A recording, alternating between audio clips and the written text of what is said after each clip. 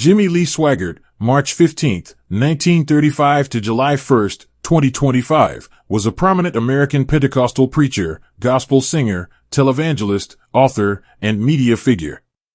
He became a household name during the 1980s thanks to his televised sermons and large revival crusades that attracted thousands.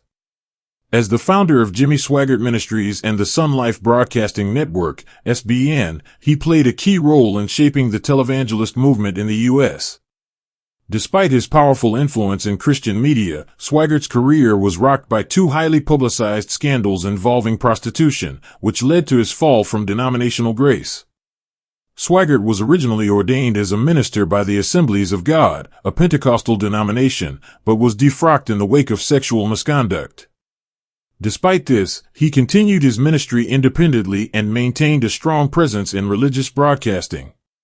He also authored around 50 Christian books and sold over 15 million gospel music albums worldwide, receiving a Grammy nomination for his work. Jimmy had an estimated net worth of $8 million at the time of his death. Humble beginnings and musical roots. Born in Faraday, Louisiana, on March 15, 1935, Jimmy Swaggart was the first child of Willie Leon's son Swaggart and Minnie Belle Herron. His father was a sharecropper and preacher who played the fiddle, while his mother came from a farming background. Jimmy grew up surrounded by music and faith, with family ties linking him to famed musicians Jerry Lee Lewis and Mickey Gilley.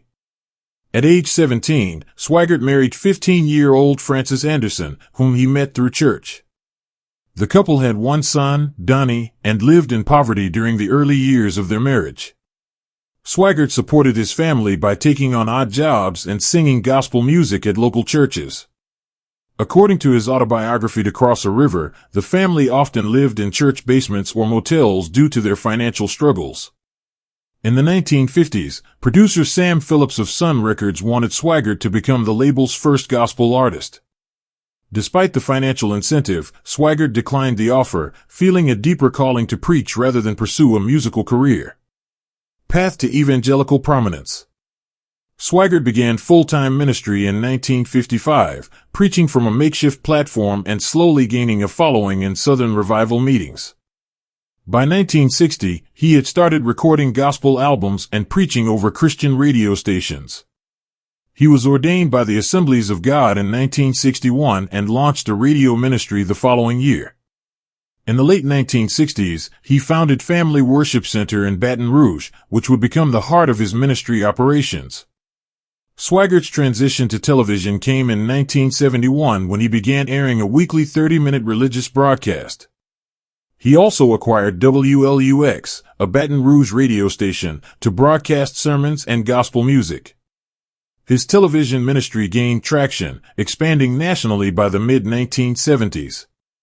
By 1983, over 250 stations aired his programs, including sermons, musical performances, and Bible studies.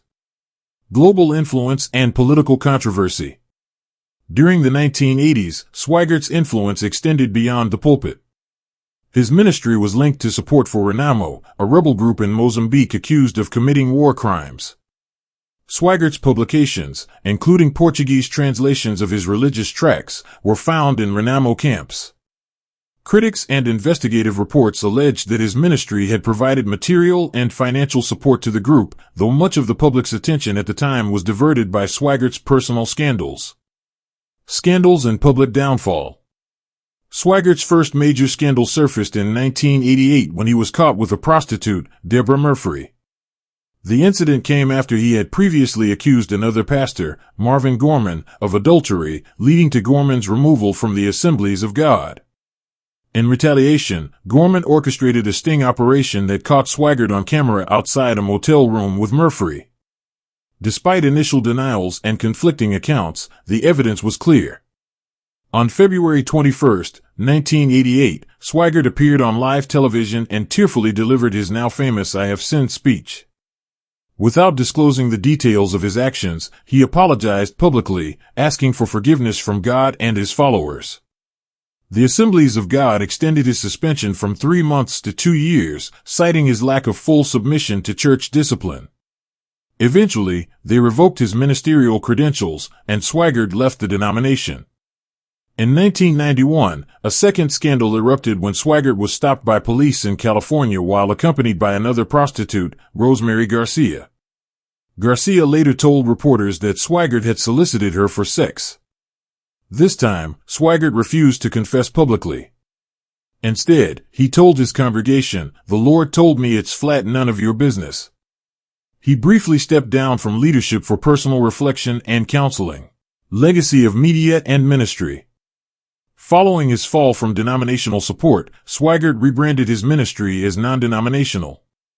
He continued broadcasting through SonLife radio and television, retaining a loyal, albeit smaller, audience. Unlike earlier stations, SonLife Radio did not sell airtime to other ministries and was commercial-free. It focused on Southern gospel music and in-house preaching. His flagship TV show, The Jimmy Swaggart Telecast, remained on the air, and his weekday program A Study in the Word continued to broadcast on Christian networks like TBN and Freeform. However, many local stations dropped his programs following his scandals. Bible College and Publishing Ventures.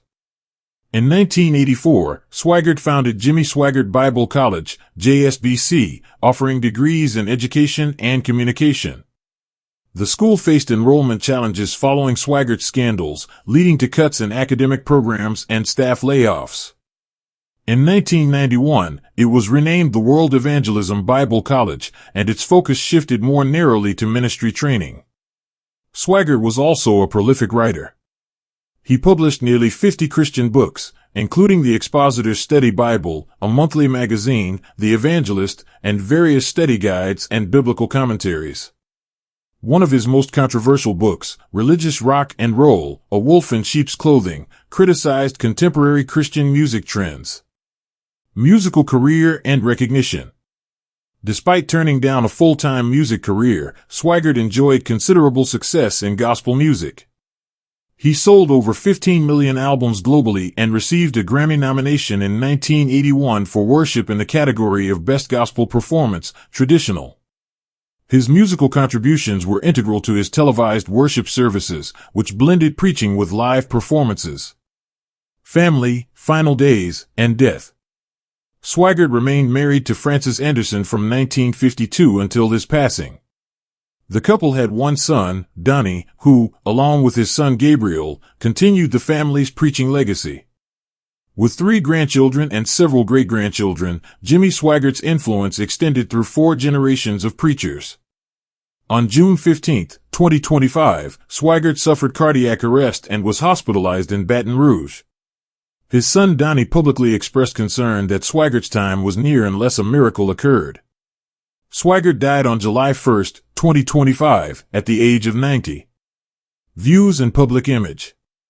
While Swaggart was closely associated with the rise of the Christian right in America, he never formally aligned with a political party. Nonetheless, he supported conservative leaders, including former President Donald Trump. In 2018, Trump mocked Swaggart's infamous tearful confession during a campaign rally, showing how Swaggart's scandals had left a lasting imprint on American pop culture. Conclusion. Jimmy Swaggart's life was marked by towering influence and stunning controversy. As a pioneering televangelist, he brought Pentecostal preaching into millions of homes, changed the face of religious broadcasting, and built a global ministry empire. Yet his legacy is equally defined by personal failings that led to public disgrace. Despite these setbacks, Swaggart continued to preach, write, and influence the evangelical landscape until his death, leaving behind a complicated and unforgettable legacy. Rest in peace, Jimmy Swaggart.